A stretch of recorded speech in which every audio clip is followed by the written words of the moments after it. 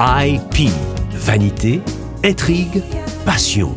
Un feuilleton de Sophia Désir avec les voix de Réginald Lubin, Alessandra Lemoine, Smoy Noisy, Nadine Stephenson, Mario Vio, Stéphane Lacroix, Clarence Renoir, Laurence Giraud, Sandra Lobir, Marie-Jean-Louis, Kael Edmond, Sabrina Désir Stanley Figaro, et Milena Sandler. Narration Wendell Théodore. Enregistrement et montage Joël Widmayer.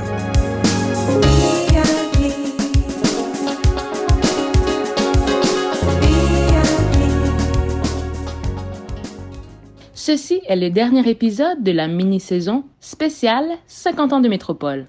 Résumé de l'épisode précédent. Agacée par la réapparition de Martine dans la vie de Didier, Mildred choisit de rompre avec lui. De son côté, Carl-Henri croit comprendre que la relation qu'il essaie de construire avec Martine depuis des années n'ira pas plus loin. Ricardo Leroy rend visite à Mélissa Delarue à l'hôpital et ne cache pas son intérêt pour la jeune femme.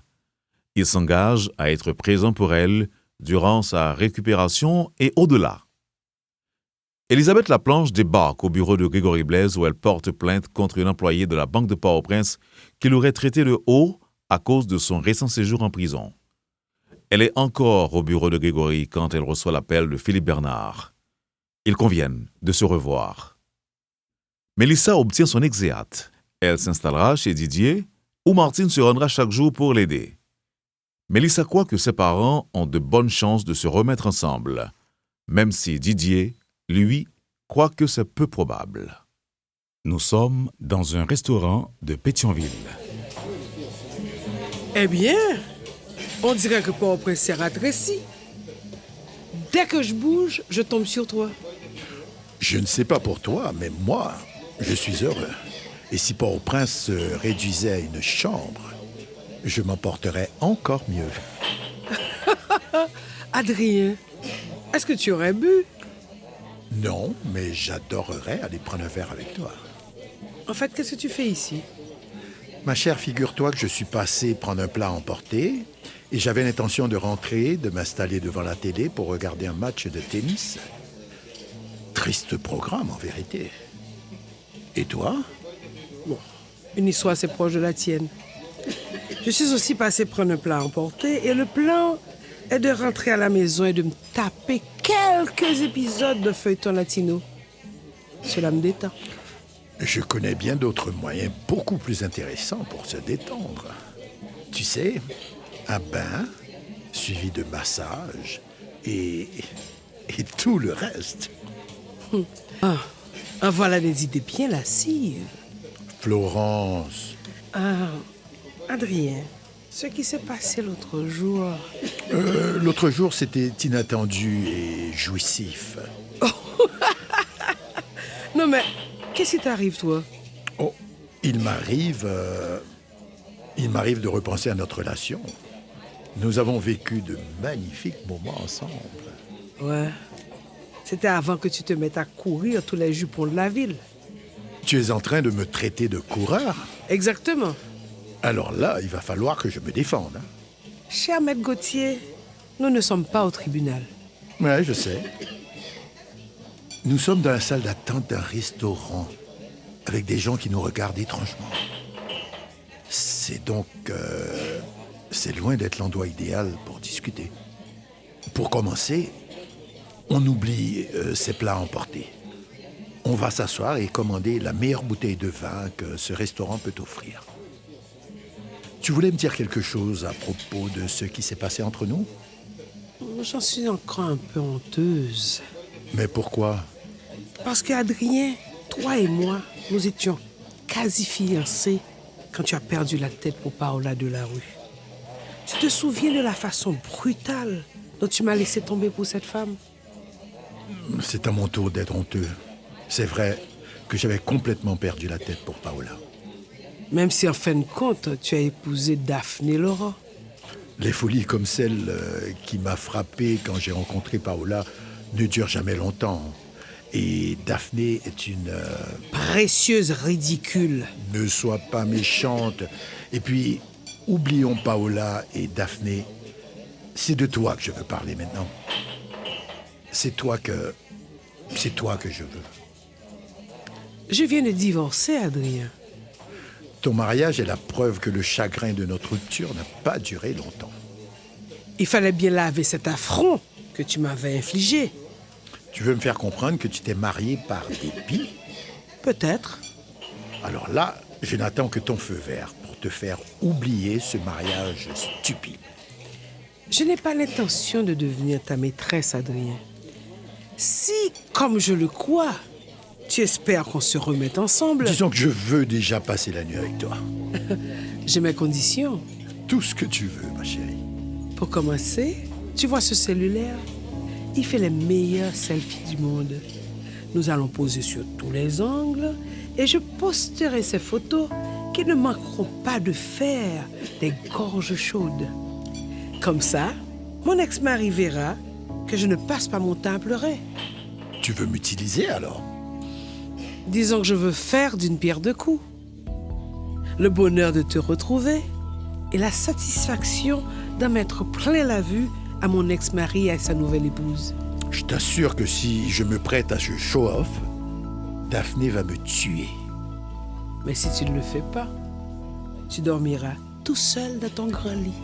Et si je dors seul, j'en mourrai. La mort semble être la seule issue. Alors, autant nous tuer d'amour, mon amour.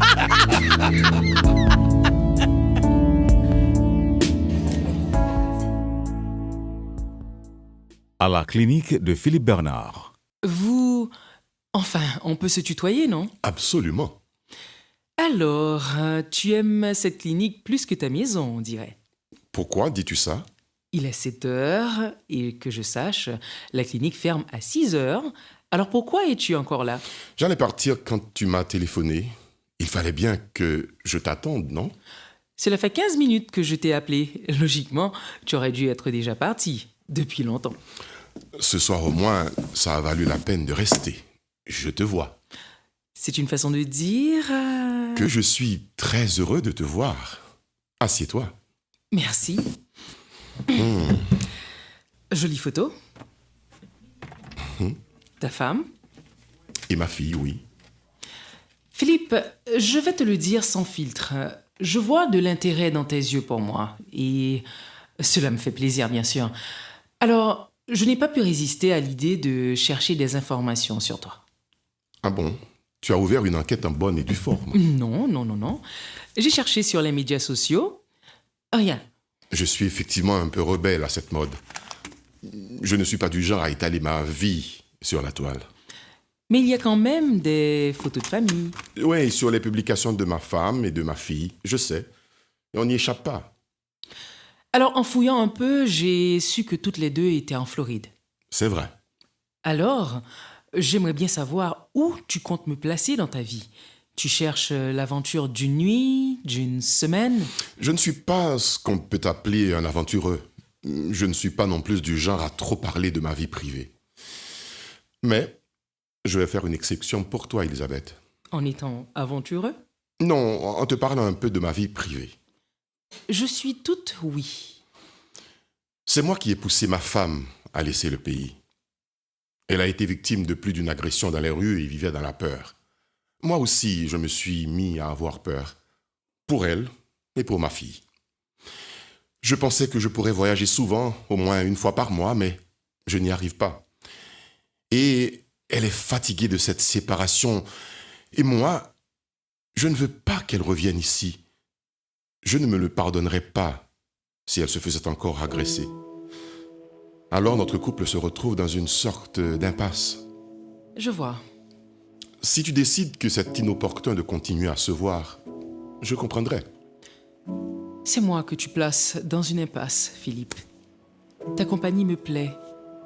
Et j'ai si peu d'amis en ce moment. C'est dur de vivre avec l'impression que mon procès se poursuit aujourd'hui encore. Certaines personnes me traitent comme si j'avais une vilaine maladie contagieuse, simplement parce que j'ai été en prison. Ce sont des pauvres d'esprit. Je n'ai pas de félicitations à te faire pour tes choix passés. Tu as peut-être gaffé, tu le sais. Mais tu as purgé ta peine. Alors il me semble que tu devrais avoir une seconde chance. C'est mon humble avis. Merci. d'avoir cette ouverture d'esprit. Alors, si madame n'y voit pas d'inconvénient, j'aimerais l'inviter à ma table ce soir. Je vois très mal comment on peut décliner une invitation aussi élégante.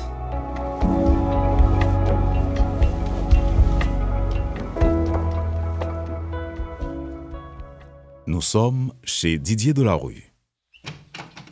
Salut Martine. Salut.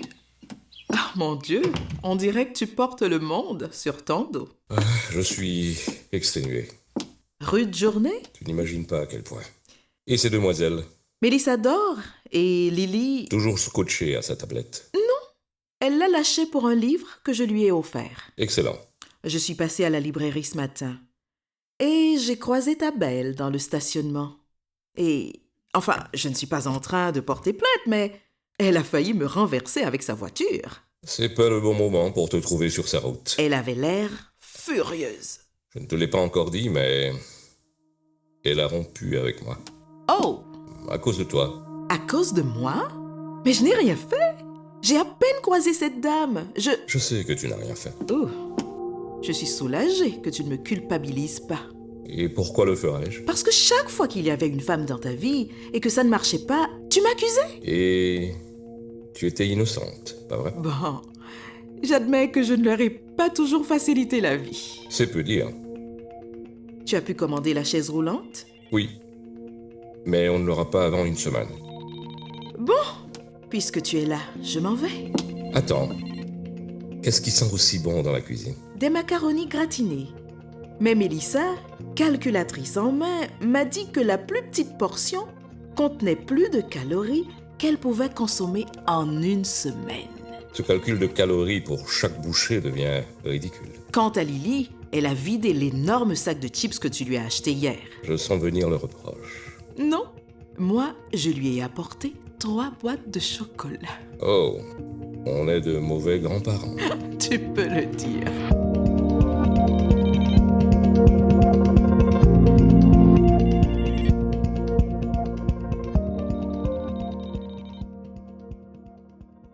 Chez Grégory Blaise.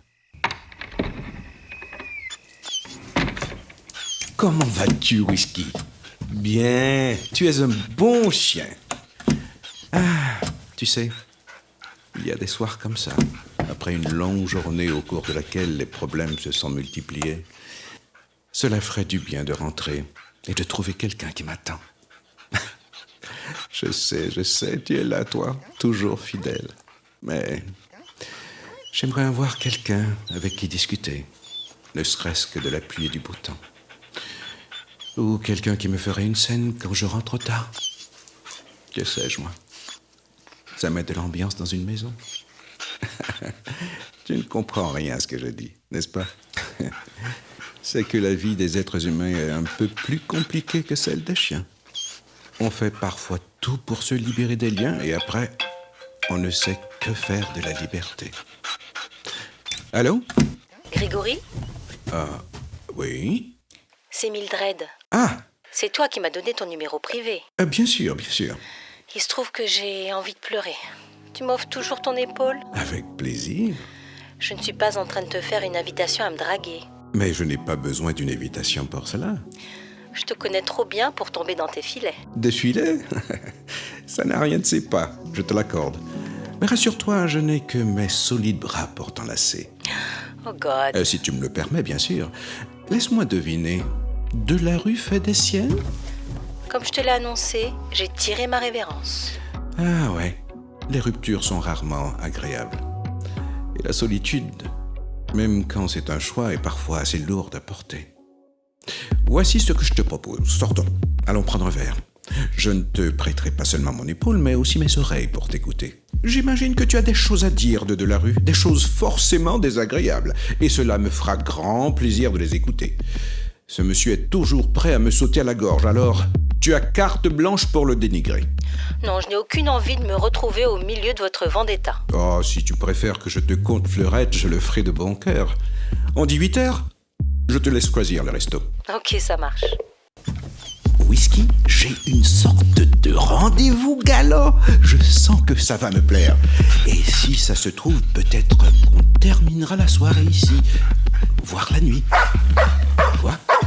Tu n'es pas d'accord? Désolé mon vieux, je n'ai pas besoin de ta bénédiction. Allez, attrape ça.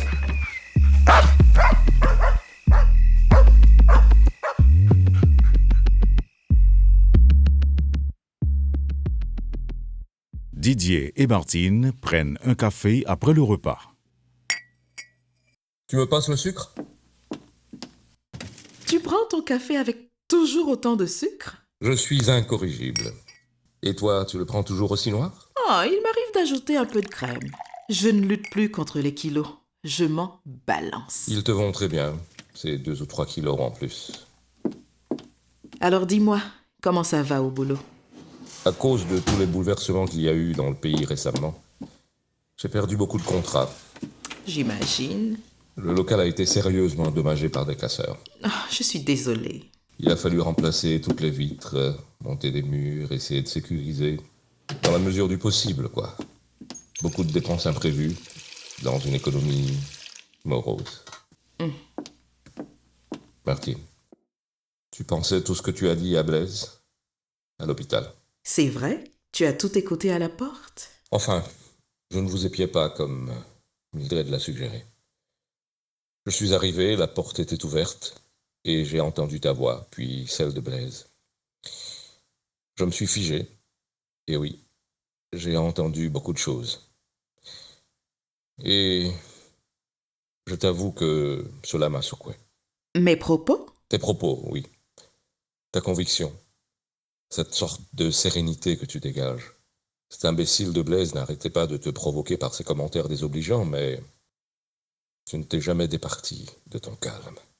Il semble qu'après avoir frôlé la mort, on devient sage. Pourquoi tu me regardes comme ça? Je suis ravi de te parler, de constater que tu vas bien. Didier, Je me suis souvent fait du souci pour toi. Je n'arrivais pas à comprendre. Enfin, je ne comprends toujours pas pourquoi tu t'es isolé ainsi. Je sais que ce jour-là, quand tu es venu, que tu m'as trouvé dans cet état, tu as eu pitié de moi, qui n'en aurait pas eu. Je sais que je t'ai arraché ton pardon. Et quand il a fallu quitter l'hôpital, j'ai cru qu'il était temps que je te laisse vivre ta vie, loin des drames que je provoquais. Tu mérites tellement d'être heureux, Didier.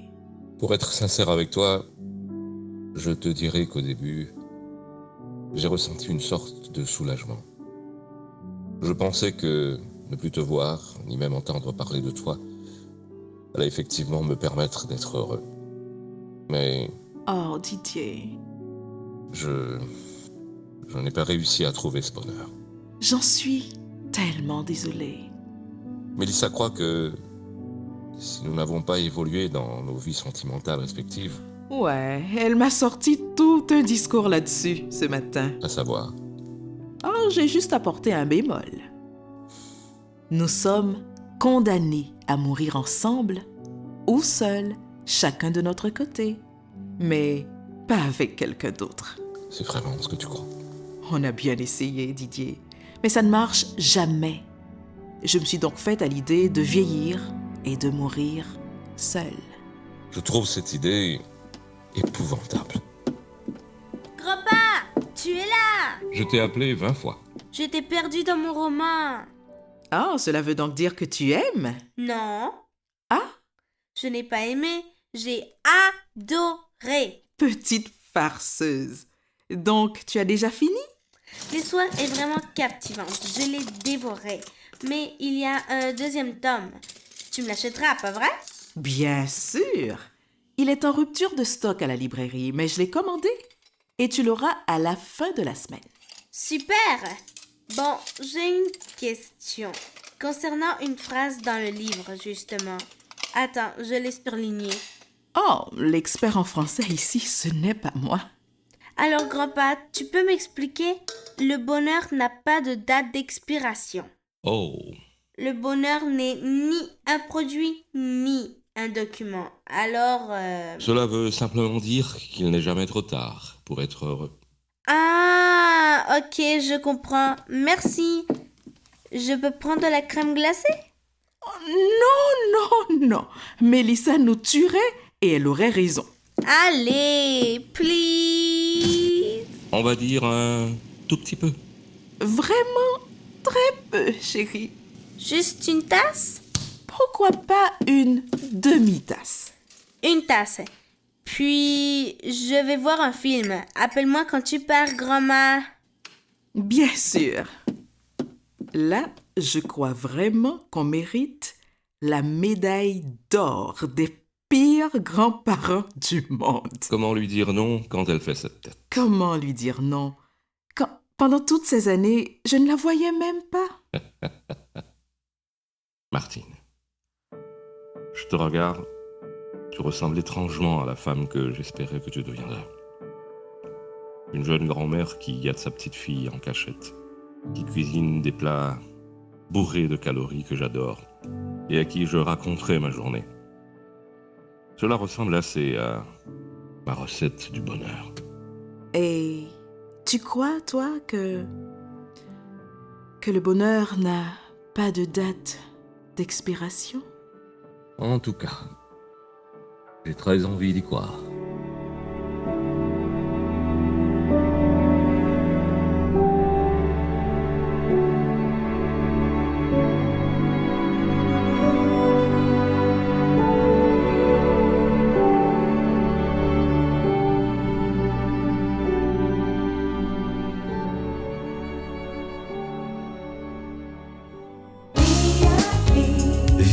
VIP. Vanité, intrigue, passion. Un feuilleton de Sophia Désir avec les voix de Réginald Lubin, Alessandra Lemoine, Smoy Noisy, Nadine Stephenson, Mario Vio, Stéphane Lacroix, Clarence Renoir, Laurence Giraud, Sandra Lobir, Marie-Jean-Louis, Kael Edmond, Sabrina Désir, Stanley Figaro et Milena Sandler. Narration Wendell Théodore. Enregistrement et montage Joël Widmayer.